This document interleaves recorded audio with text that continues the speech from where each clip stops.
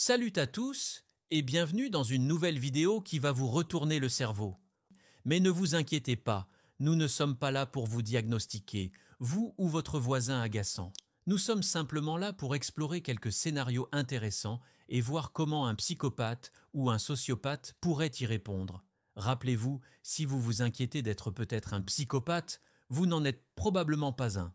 Les vrais psychopathes ne perdent pas le sommeil pour ce genre de choses. Alors, attachez vos ceintures et embarquons pour un voyage fou dans l'esprit psychopathique. Imaginez ceci. Votre meilleur ami vient de vivre une rupture difficile. Il sanglote de façon incontrôlable sur votre canapé, le mascara coulant sur son visage, le nez qui coule. Ce n'est pas une jolie vue. Une personne typique ressentirait de l'empathie, offrirait une épaule pour pleurer et verserait peut-être même une larme ou deux par solidarité. Elle dirait probablement quelque chose comme « Je suis vraiment désolé que tu traverses ça doit être très dur. » Mais un psychopathe? Oh là là, c'est une toute autre histoire. Il pourrait penser « Pfff, combien de temps ça va durer? J'ai mieux à faire. » Ou même « C'est en fait assez divertissant. » À voix haute, il pourrait dire « Ça craint, tu veux aller boire un verre ?» Il n'essaie pas d'être méchant, il ne ressente tout simplement pas votre douleur. Les psychopathes manquent d'empathie, cette capacité magique à se mettre à la place de quelqu'un d'autre. Ils peuvent intellectuellement comprendre que vous êtes triste, mais ils ne le ressentent pas. C'est comme regarder un film triste sans le son, ils voient les larmes, mais n'entendent pas la musique déchirante qui fait habituellement pleurer les gens normaux. Vous marchez dans la rue quand vous apercevez un minuscule chiot tremblant, blotti dans une boîte en carton. Ses grands yeux expressifs vous regardent, suppliant pratiquement de l'aider. La plupart des gens ressentiraient une envie immédiate de ramasser la petite boule de poil et de la ramener à la maison. Ils penseraient « Oh non, pauvre petit, je dois l'aider ». Un psychopathe, en revanche, pourrait y voir une opportunité. Il pourrait penser « je parie que je pourrais vendre ce chiot en ligne pour un bon prix. » Ou s'il se sent particulièrement sombre. « Je me demande ce qui se passerait si je donnais un coup de pied dans cette boîte. » Maintenant, avant que vous ne commenciez à penser que tous les psychopathes sont des monstres qui donnent des coups de pied aux chiots, attendez un peu.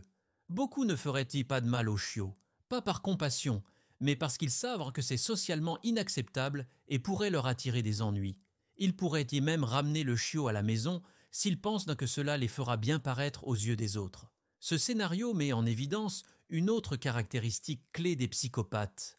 Leur tendance à voir les êtres vivants comme des objets à utiliser ou à manipuler. Ils ne forment pas les mêmes attachements émotionnels que la plupart d'entre nous. Imaginez que vous ayez royalement foiré au travail. Vous avez accidentellement supprimé un fichier important dont toute votre équipe avait besoin pour une grande présentation. Oups! Une personne typique se sentirait probablement coupable, anxieuse et peut-être même un peu en sueur. Elle avouerait probablement à son patron, s'excuserait profusément et essaierait de réparer l'erreur. Un psychopathe? Il verrait cela comme un défi, une opportunité de flexer ses muscles du mensonge. Il pourrait inventer une histoire élaborée sur la façon dont le fichier a en fait été volé par une entreprise rivale ou prétendre que le service informatique lui a dit de le supprimer. Il livrerait ce mensonge avec une confiance inébranlable, regardant son patron droit dans les yeux sans la moindre trace de remords. Les psychopathes sont souvent décrits comme volubiles et superficiels. Ils peuvent mentir avec facilité et charme sans les signes physiques gênants de nervosité qui trahissent généralement le reste d'entre nous. Ce n'est pas qu'ils ne savent pas que mentir est mal, ils s'en fichent tout simplement. Vous êtes en camping avec vos amis et quelqu'un suggère de grimper au sommet d'une falaise voisine pour avoir une meilleure vue. Il n'y a pas d'équipement de sécurité, et ça a l'air plutôt dangereux. La plupart des gens pèseraient les risques et les avantages. Ils ressentiraient un mélange d'excitation et de peur, décidant finalement en fonction de leur niveau de confort et des conséquences potentielles. Un psychopathe, cependant, pourrait être le premier à escalader cette falaise. Pas parce qu'il est courageux, mais parce qu'il a un seuil de peur plus élevé et une tendance à l'impulsivité. Il pourrait penser « ça pourrait être amusant. Si je tombe, tant pis ». Ce scénario met en évidence les traits psychopathiques de l'absence de peur et du mauvais contrôle des impulsions. Les psychopathes s'engagent souvent dans des comportements risqués sans vraiment considérer les conséquences. Ce n'est pas qu'ils ont un désir de mort, ils ne ressentent tout simplement pas la peur et l'anxiété de la même manière que la plupart des gens. Vous êtes en lice pour une grande promotion au travail, mais votre collègue Sarah l'est aussi. Vous la voulez tous les deux ardemment. Un non-psychopathe pourrait se sentir stressé par la compétition, mais essaierait probablement de gagner équitablement en travaillant dur et en mettant en valeur ses compétences. Un psychopathe, en revanche, il pourrait voir Sarah comme rien de plus qu'un obstacle à éliminer.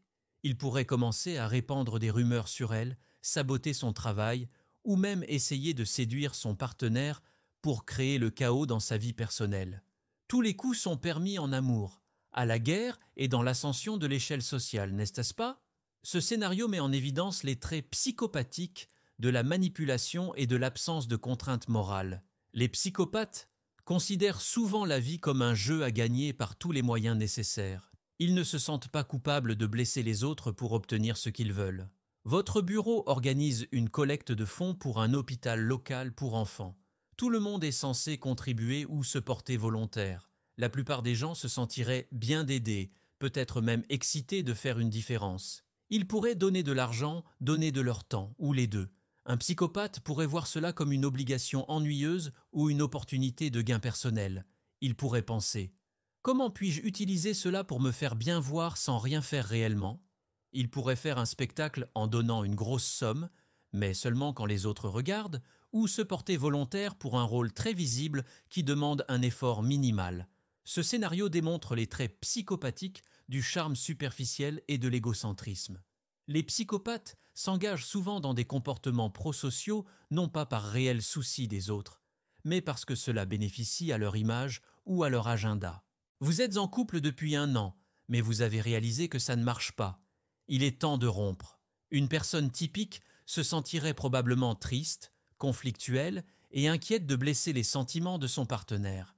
Elle essaierait d'annoncer la nouvelle en douceur et pourrait même se sentir coupable pendant un certain temps après. Un psychopathe, il pourrait mettre fin aux choses brusquement et sans émotion, peut-être même en ghostant complètement son partenaire. Si on le confronte, il pourrait dire quelque chose comme « Ouais, j'en ai fini avec toi, c'était amusant tant que ça a duré ». Il pourrait même commencer à sortir avec quelqu'un d'autre immédiatement, ne montrant aucun égard pour les sentiments de son ex. Ce scénario met en évidence les traits psychopathiques des émotions superficielles et de l'absence de remords. Les psychopathes ne forment pas de liens émotionnels profonds dans les relations et peuvent se détacher facilement des gens sans ressentir de perte ou de culpabilité. Maintenant, avant que vous ne commenciez à regarder tout le monde de travers dans votre vie, rappelez-vous, la vraie psychopathie est rare. Les experts estiment que environ 1% de la population générale pourrait être psychopathe, avec des taux légèrement plus élevés dans certaines professions. Je vous regarde Wall Street. De plus, il est crucial de comprendre que la psychopathie existe sur un spectre. Quelqu'un peut avoir des traits psychopathiques sans être un psychopathe à part entière. Et avoir certains de ces traits ne fait pas automatiquement de quelqu'un une mauvaise personne. En fait, certains traits psychopathiques, comme l'absence de peur et le charme, peuvent être avantageux dans certaines situations. Alors, qu'est-ce qui cause la psychopathie? Le jury n'a pas encore tranché sur cette question. La plupart des experts s'accordent à dire que c'est une combinaison de facteurs génétiques et d'influences environnementales. Certaines études ont trouvé des différences dans la structure cérébrale des psychopathes, en particulier dans les zones liées à l'émotion et au contrôle des impulsions. Mais voici la question à 1 million d'euros. Les psychopathes peuvent-ils changer? Peuvent-ils apprendre l'empathie? Eh bien, c'est compliqué.